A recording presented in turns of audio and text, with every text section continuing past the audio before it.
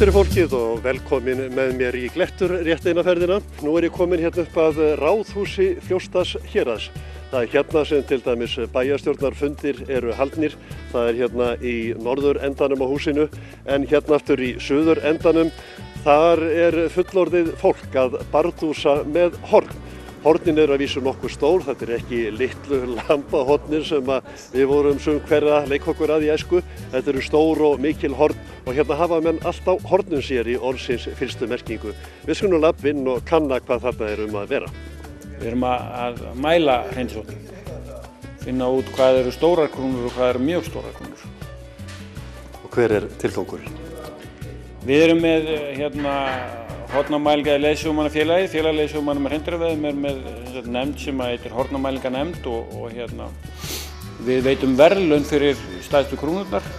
Krónurnar þurfa að ná ákveðnum lágmörkum til þess að komast í flokka sem gull eða silfur og við verðlaunum stærstu krónurnar og skerum úr það svona, hvað eru stórar krónur og hvað eru risastórar. Ég fór inn á heiðar, á hreindýraveiðar, búm, búm, búm, búm. Á albjörtum degi, illfæra vegi, búm, búm, búm, búm. Ferlega blaut var mörg fúa mýrin, þá fann ég að síðustu veiðidýrin. Ég fór inn á heiðar, á hreindýraveiðar, búm. Þessi reyndar ekki svo stærsta sem við höfum mælt en hún fer í gullverðlaun og þetta svona einn af konungum, einn af kóngunum sko, Öræfanna hjá okkur. Hann er mjög stór þessi og veiddur samt í bara fyrstu daginn í ágúst, þannig að hann á eftir að vaxa ennþá. En við vitum svo sem ekki hvað hann hefði bætt við sig í viðbót en hann er mjög stór. Ég hafði vellandi veið í huga og veltist skorninga eins og fluga. Ég var inn á heiðum, á hreindýraveiðum, búm, búm, búm, búm. Eru þið búin að finna væntanlegan verðlaun að hafa? Já, það var óvenju gott ár í sérstaklega í fyrra. Það var mikið af stórum krúnum og dýrin falleg óvenju gott ár í fyrra. Þetta svona, við höfum séð aðeins sveiflu í þessu að það er misjafnt milli ára. Í raun og veru engin króna eins? Nei, það aldrei eins hornin á sömu skepnunni, sem sagt sitt hvort hornið. Og aldrei 2 krónur eins, það bara svoleiðis. Þetta mjög fjölbreytilegt og af þeim veiðidýrum sem eru mæld í heiminum, þá hreindýr alltaf talað það sem erfiðasta viðfangsefnið. Því að þau eru aldrei eins og það eru svo mikil breytileiki, allskyns greinar sem geta komið upp og sem við þurfum að mæla þannig að þetta svona svolítið. Þetta svona það flóknasta sem að mælingamenn komast í, það hreindýr. Mér sýndist ég væri í sæmandi færi, búm, búm, búm, búm. Þá lagði ég riffilinn létt að vanga og lét svo dæluna úr honum ganga. Þessi horn sem eruð með flest hver núna að mæla eru loðin. Hvernig svona gangurinn yfir árið í hreindýrshorni? Sko, það byrjar að vaxa hornin á törfunum, byrja að vaxa í mars. Það fer svolítið til tíðarfari en oftast það í mars sem við byrjum að sjá svona einhverjar litlar svartar bólur upp úr hausnum á þeim. Og þau að vaxa, þau eru sem sagt loðin á vaxtartímabilinu og að vaxa alveg til fram í endaðan ágúst. Þá fella þeir skinnið af hornunum og þá eru þau orðin fullvaxin og þá fara þau að verða harðari og þá eru þau að verða tilbúin í bardagan í fengitímanum. Þeir sem sagt berjast, þá hornin orðin hvít, þeir berjast á fengitímanum og svona fljótlega eftir fengitíman, nóvember, desember, þá eru flestir stórir tarfar búinir að fella hornin, sem mismunandi bara milli einstaklinga. En það svona í desember eru þeir nú flestir þessi stóru hornir hornalausir, kollóttir. Og þá eru þeir kollóttir yfir svartasta skammdegið og byrja svo að vaksa aftur í hérna, já eins og ég sagði, einhvern tímann í mars oftast. Þannig að þessar stóru krúnur hérna, þetta ársvöxtur? Já, í rauninni þetta tímabil frá mars og fram í ágúst, þannig að það eru nú ekki nefnum bara nokkru mánuðir. Og þetta er hérna stæðsti beinvöxtur á nokkru skepnu á jarðargerðum sagt. Er einhver vitneskja um það, já til dæmis hvað vöxturinn á sólarhring? Það er talað að það geti farið upp í rúma tommu á sólarhring. Það eru 2,5 cm. Eitthvað þar bil sem að vöxturinn getur verið og jafnvel meira. Eftir skotríðir harðar á skall eitt til jarðar, búm, búm, búm, búm. Einn fallegur bolti, nú fylltist ég stolti, búm, búm, búm, búm. En þegar ég kannaði Vígreifur valinn, þá verður andskotans tarfurinn galinn. Þessi króna er loðin og ef maður ætla að geyma svona stáss, eða kannski upp á stofuvegg, þá þarf að handhera þetta á sérstakan hátt. Já, það er náttúrulega skinn utan hornið og hérna blóð í horninu og það þarf að súta leðrið og ná blóðinu út úr hornunum. Annars bara rotnar þetta og skemmist. Þannig að það þarf að verka þau til þess að halda þeim svona. Ég geri meira af þessum loðnu heldur en hvítum og þau virðast vera vinsælli, hvort að það er af því að hitt er svona hefðbundið, ég veit það ekki, en þetta er allavega valmöguleiki sem er í boði og það virðist vera meira sem að kemur svona inn. Kannski er það líka það að veiðimennirnir eru farnir að fara fyrr á veiðar, menn nota sumarið í þetta. Er að veiða í júli, ágúst. Hér árum áður voru menn yfirleitt seinna á ferðinni, oft í september og þá svo sem féllu þessi horn ekki mikið til, þessi loðnu. Hann gekk þarna aftur og Guð minn sá kraftur, búm, búm, búm, búm. Og strax hann sá mig, þá stendi hann á mig, búm, búm, búm, búm. Leið var ég gripinn lamandi ótta og lagði því næst í skelfing á flótta. Þetta er þitt fag að vinna hreindýr stoppa upp heilu dýrin. Er brjálað að gera í þessari grein? Ég hef nóg að gera, já. Ég er búinn að vera í þessu 10 ár og ég hef alltaf haft nóg að gera og ég einskorða mig við spendýrin. Það er að segja að verka skinnin, súta skinnin og það ferli sem að því fylgir. Hérna sjáum við hvernig dýrin verða til þegar þau eru stoppuð upp. Það er steyptur svona skrokkur. Þetta er þetta ekki úritann? Þetta er úritann, jú. Sem er notað í þetta. Já. Og þetta steypur þú sjálfur? Já. Og síðan fer þetta líkan. Þetta er refur, íslenskur refur, inn í haminn. Já, ég klæði í haminn bara utan þetta sko. Ég framkvæmir enda mælingar á dýrinu áður en ég flæða og síðan breyti ég skrokknum í hlutfalli við það. Ég átti nú vona þegar að blessaða bankahrunið dundi nú á okkur, að þá myndi nú draga saman hjá mér sko, því að þetta er nú svona eitthvað sem að fólk leyfi sér ekki ef að buddan er tóm sko. En það hjálpaði mér þá að ég hafði unnið dálítið af dýrum fyrir erlenda veiðmenn sem hafði komið hér og veitt hreindýr.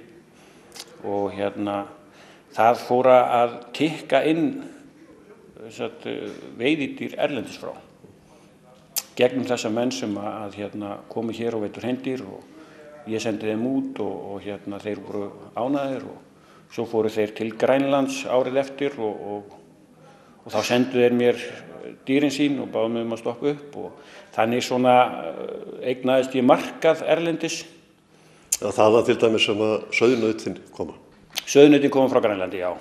Ég ger alltaf tölvöld af sauðnautum og þau koma þaðan, en ég fæ dýr allstaðar að úr heiminum og það er svona aukningin, ég finn það að það er svona, ég hugsa við séum nú búin að ná lægðinni held ég svona í buddunni sko, það er að aukast að menn komi með krúnur og láti stoppa upp hausa, það er svona aukast aftur og ég sé það svona svolítið í þessu starfi hvernig efnahagurinn er. Veiðum búm búm búm búm.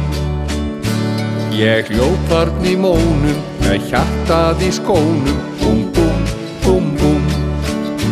Það virtist allt búið og veiðunum snúið búm búm búm búm. En þegar mér var að þrjóta kraftur þá hneigtar svínið dauður aftur. Ég er búinn að setja frá þér heilt hreindýr sem að þú stoppaður upp alveg frá hornum og niður í klaufir. Já, það fór eitt út frá mér hérna bara í fyrradag.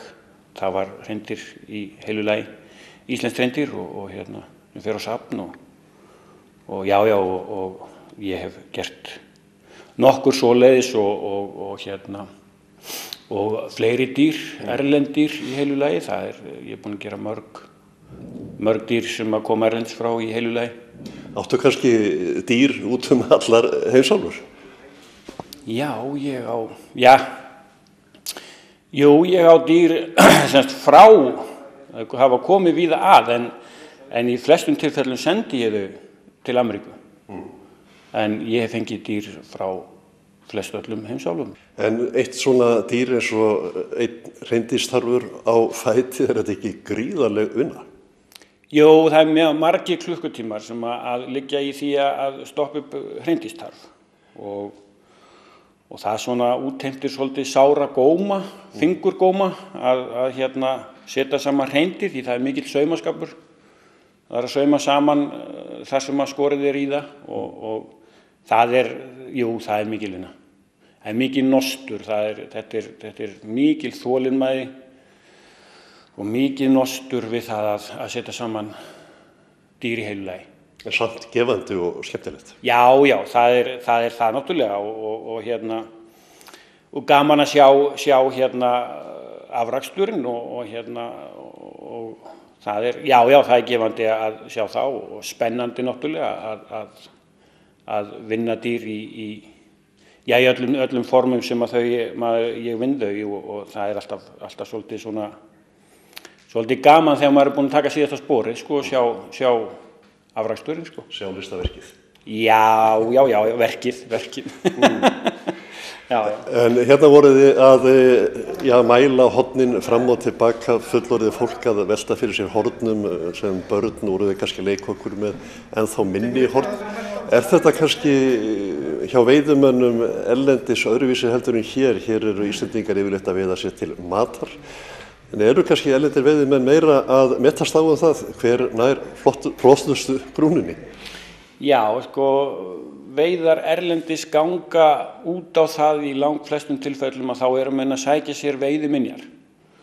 Menn kaupa sér veiðileyfi á einhverja dýrategund og þá vilja menn eiga uppstoppað dýrið eða einhverja hornin eða tennurnar eða eitthvað svoleiðis til minningar veiðiferðina. Það tíðkast ekki að menn borði það sem þeir veiða. Það er í undantekningartilfellum að það sé þannig. Við erum sér á parti með það hér að veiðarnar okkar hafa náttúrulega í gegnum tíðina gengið út á það að ná okkur kjöt. En minna verið spáð í því hvernig hornin eru og örugglega búið að henda mörgum stórum krúnum í gegnum árin einmitt út af þessu og menn hafa bara ekkert verið að spá í þetta. En sögurnar er alltaf svolítið magnaðar það var maður heyrir sögurnar upp úr 70 eða hvað það er að þá voru svo stórar krúnur að menn gátu staðið á milli þeirra og tekt út hendurnar og náðu ekki á milli, sko. Þannig að það alls konar svona sögur sem að ganga stórar hreindýrskrúnur, en það hefur aldrei verið hér eins og erlendis eins og tíðkast erlendis að menn mæli upp hornin og skeri úr það bara, hvað stórt og hvað risastórt og allt það, sko. Þannig að þegar ég lærði uppstoppun á sínum tíma fyrir 10 árum síðan og þá lét ég þarna snillinga sem voru náttúrulega mikið veiði samfélag sem ég var í þar sem ég lærði og ég hafði áhuga á því að læra þetta, var búinn að skoða þetta og ég lét á kenna mér þetta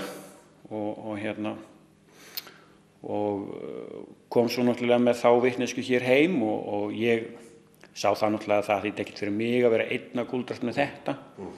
Þannig að ég bauð félagi leiðsögumanna að þessa þekkingu mína og þeir svona fólu mér það bara að starta nefnd sem myndi taka yfir þetta og koma þess á laggirnar hér.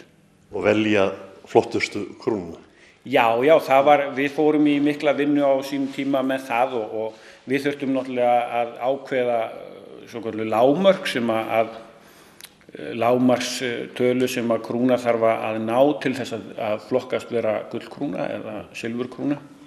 Þannig að við söfnum öllum hreindýrshornum sem við gátum komist yfir sko í 3 ár og fengum svona mikinn upplýsingabanka á þessum fyrstu árum okkar það hvernig við stæðum í þessu og settum lágmörkin þá og sem betur fyrir settum við þau svolítið hátt, við svona rendum blint í sjói, settum lágmörkin svolítið hátt. Kröfuhörð. Já, við vorum svona ekki alveg vissum það, við værum hvort við værum ekki bara að setja þetta of lágt til þess að þá myndu önnur hver krúnan á gulli en Þetta gullverðlaunahafi? Þetta gullverðlaunahafi, já. Hver á þessu horn? Hann heitir Bjartmar Pétursson. Sem felldi dýrið? Já. Og þetta tilbúið til þess að bara fara upp á vegg? Það á að stoppa hann upp, þannig að ég þarf að setja hann, það verður sem sagt skinn með alveg aftur á bóa, hausinn verður með og það svona vinna sem ég fer að fara í núna. Þá verður hann stofustafs? Já, þetta höfðingi sem að Bjartmar á eftir að groppa held ég mikið af í gegnum árin, sko. Hann getur líka litið upp á vegg og með stolti á þennan tarð. Við vonum að það gangi eftir, ég bara segi gangi þér vel með það sem eftir Takk fyrir það. Ég var inn á heiðum, á hreindýraveiðum, búm, búm, búm, búm.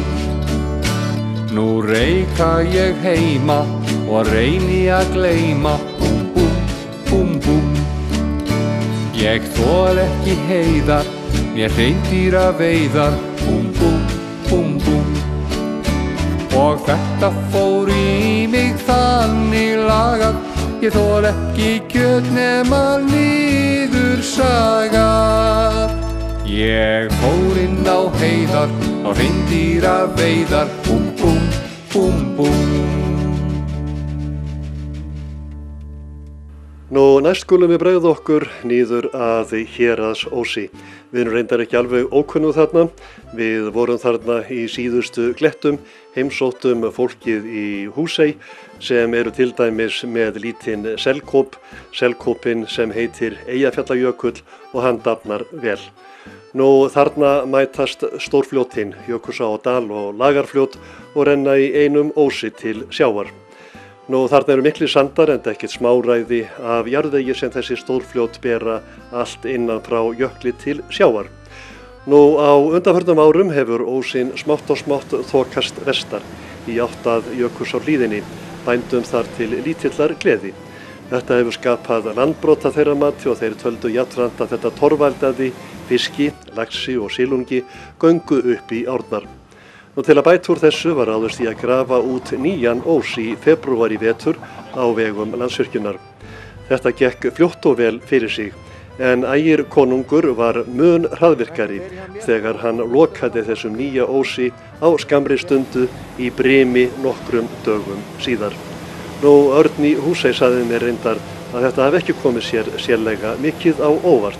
Hann taldi ekki ráðlegt að ráðast í að gera nýjan ós fyrir opnu hafi háveturinn.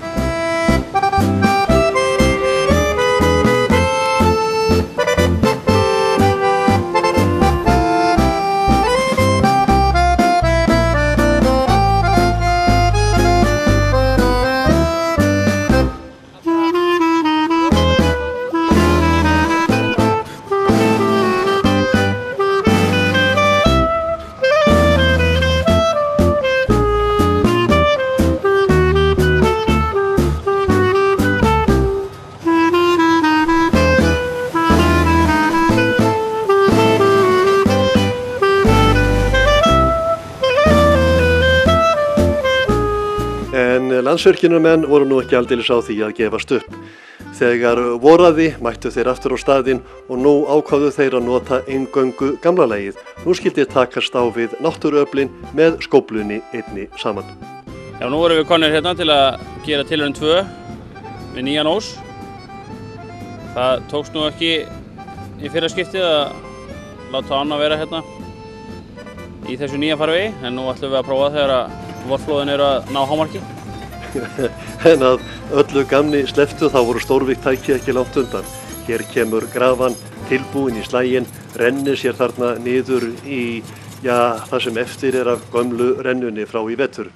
En nú var ákveðið að grafa mjórri skurð, en láta síðan strauminn sjá að breikka ósinn. Svo var byrjað að grafa og ýta og verkið sóttist vel. Við munum grafa styttri skurður sem við þurfum að grafa og svo höfum við hann ekki eins breiðan heldur.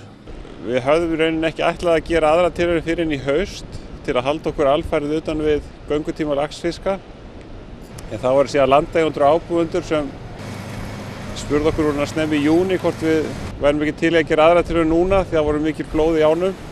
Það er miklu meira vatn hér í fljótinu núna og á mjög líklega eftir að hækka eitthvað. Og svo er veður og sjólag líka mun hagstæðara. Öldugangur er nánast enginn. Nú eru vorflóð í ánum, þannig að það er meiri hæðamunur hérna á ánum og sjónum. Þannig að þá erum við ekki eins veðurháðir og síðan er náttúrulega líka bara minna brim almennt að sumarlagi.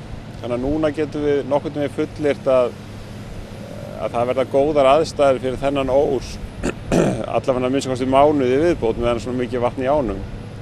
Og í framhaldi því munum við síðan sjá hvernig þetta þróast.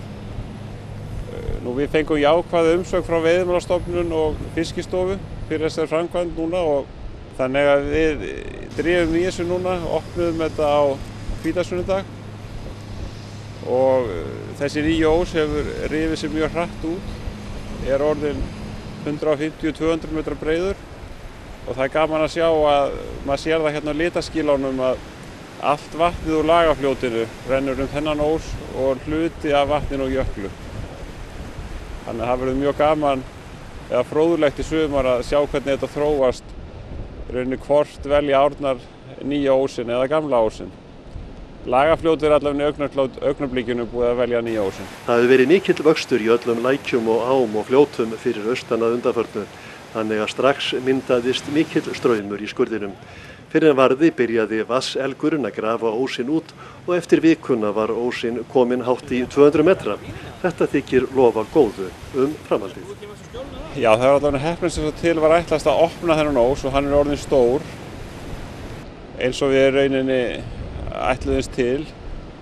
Síðan er þá næsta skref að sjá hvernig þessi nýja ós þróast með gamla ósnum. Það er kannski ekki alveg komið í ljós. Nú reynslan á eftir að sanna hvort þessi nýji ós helst opinn og einnig hvort gamli náttúrulegi ósinn helst opinn áfram. Nú þá er það spurning hvort að Jökulsá heldur sig við gamla ósinn og Lagarfljót við þann nýja. Hugmyndin er svo að með þessu nýja ós þá erum við reyna að stytta rennslisleiðina til sjávar, þannig að það eru svona viss líkindi til þess að árnar velji þennan nýja ós. Og eins og við sjáum hérna strax að því að Lagarfljóti kemur hérna sunnan megin, allt Lagarfljóti rennur núna.